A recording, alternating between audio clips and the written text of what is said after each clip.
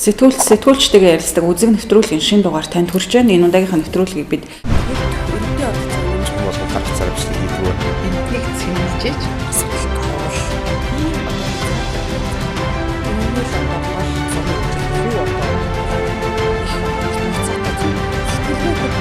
хөгжлийн талаар ярилцгаална. Мэдээлэл шуурхай байна гэдэг нь хөгжилд ямар нөлөөтэй вэ? Маш их нөлөө үзүүлдэг. Төрдөх иргэдийн оролцоог нэмэгдүүлж ийн гэж ойлгодог. Хүмүүс мэдээллийг шуурхай авахтаа асар их цаг хугацаа, зардал гэдэг олон зүйлүүдийг одоо хэмж чадчих шүү дээ, тийм ээ. Одоо манайд бол одоо мэдээллийг шуурхай түгэх байдал бол улам хөгжөөд байна л да. Олзуурах ууштай. Хэвлэл мэдээлэл бол төр иргэн хоёрыг холбох юм гүүрэн байдаг. Тэр гүүрийг нэг утгаараа маш түргэн хугацаанд хийж яана гэж ойлгож байна. Иргэдийн оролцоо маш өндөр байжээч энэ улс орны одоо төрийн албаны дарга нарын дээр шийдвэр гаргагч нарт бол хяналт тавьж байдаг. Тэгэхээр зэрэг шууд амжуулалт хийж яана гэдэг маань хэвлэл хамгийн сайн үүргээ гүйцэтгэж байна гэж ойлгож байна. Сайхан мэдээлэл, ололт, амжилт тийм ээ. Үлгэр дуурайлал одоо юу вэ? Тэр бүгдээр биднийг цэнгэлжээж тэгжээж бид нар чинь бас нэг хувь хүн гэдэг талаас зөв мэдээлэлээр цэнэглэгдэж байж бид нар чинь хувь хүн чинь өөрөө хөгжинэ. Олон нийт эндээс чинь зөв мэдээлэл аавна. Олон одоо нөгөө нэг нөлөөлж чадахуйц гол хүч маань энэ хэвлэл мэдээлэл юм бид нар одоо сэтгүүлчтэй тий.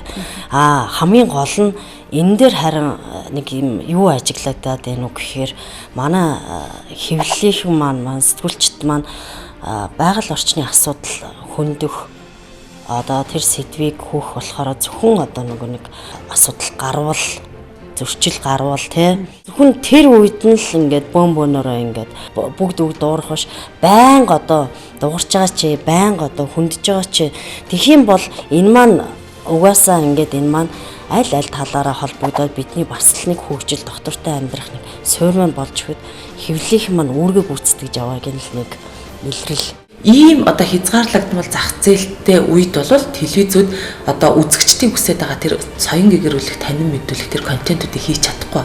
Тэгэхээр бид нарт одоо хууль эрх зүйн хүрээнд энийг яаж шийдэж боломжтой вэ гэхээр бид нар өргөн нэвтрүүлгийн хуультай болёо гэж үзэж байгаа. Тэгэхээр энэ хуулиар юуг зохицуулах хэрэгтэй вэ гэхээр яг одоо үзэгчийн өнөдөр хүсэж байдаг тэр соён гэгэрүүлэх танин мэдүүлэх тэр контентуудаар бид нар өрсөлдөё. Үүний тулд бид нар энэ нөгөө оператор компаниуд дамжуулсныхаа төлөө төлбөр аваад байгаа тэр төлбөрөөс зөвхөн энэ контентуудыг хийх харилцан одоо төлбөр авдаг ийм зүйл рүү шилжээ. Тэгэхгүй бол энэ телевизүүд чинь нэг бол улс төрөөс хараад нэг бол бизнесийн томоохон компаниудаас хараад болоод байна. Тэгэхээр энэ тогтолцоо байгаа тохиолдолд бид нэр хөгжих асуудлыг ерөөсөө ярьж чадахгүй байгаа байхгүй. Иргэдийн оролцоо харилцаа бичлэг хийдгүү биднийг цэнгэлжээж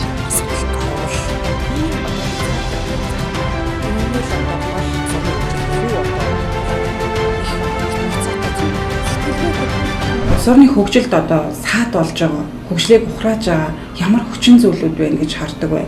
Ер нь улс орны хөгжлийн хамгийн том саад бол авилга. Энэ бол марх аргагүй.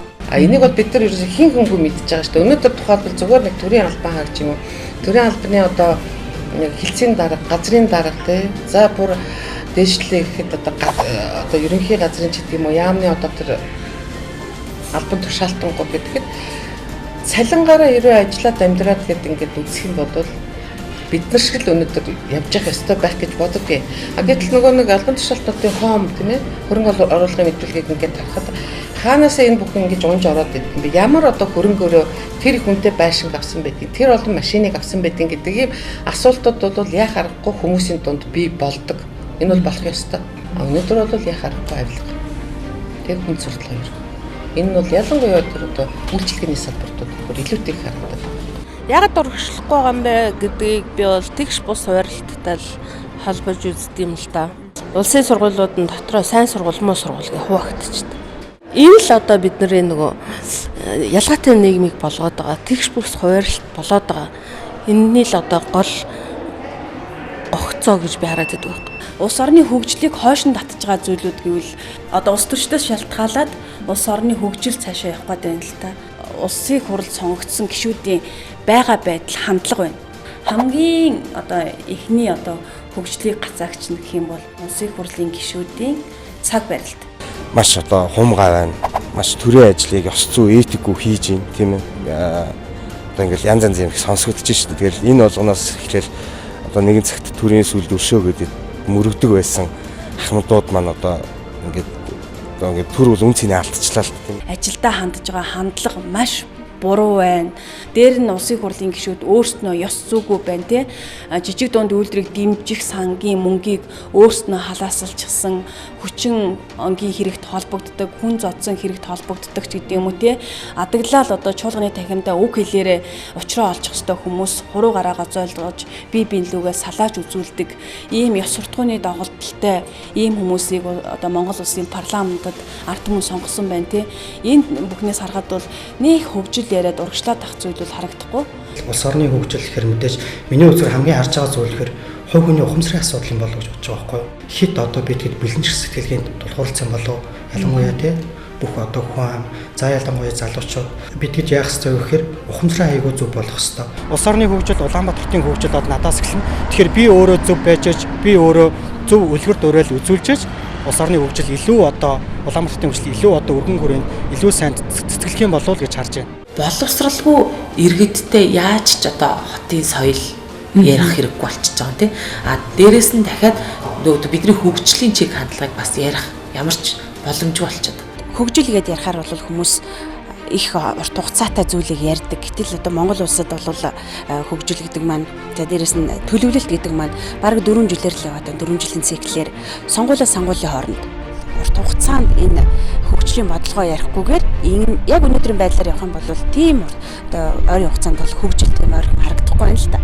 Хөгжиж буй орон учраас бидний бас ингээ урагшаа явах боломжууд байгаа. Ялангуяа ингээ залуу үеуд олон юм хийчи, бүтээчи, өөрсдийн хөлбөмбөрөөр нэг ч гэсэн үнийг цалинжуулчих гэсэн ийм сэтгэлгээтэй бүхэл бүтэн 90 үе өөрөө нийгэм төрж гарч ирж байгаа учраас нэг амар том асуудал гэхгүйгээр хувь хүн бүрийн зүтгэл бас энд аягүй өөрөм чухал оролцоотой үүрэгтэй юм байл л гэж би бодоод байна.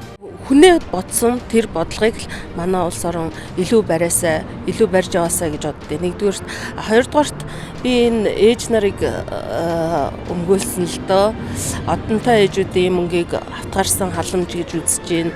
Их хүн болно гэдэг бол одоо эх орныхоо хөгжилд оруулж байгаа хамгийн том нөмөр нөөлөг гэж би боддог. Улс орон хөгжихгүй байгаагийн нэг шалтгааныг би хүн зөвдөгөөс болж ийн гэж харах үздэг. Хүн байгаа цагт хэрэглээ байна, хэрэглээ байгаа цагт үйлдвэрлэл байна.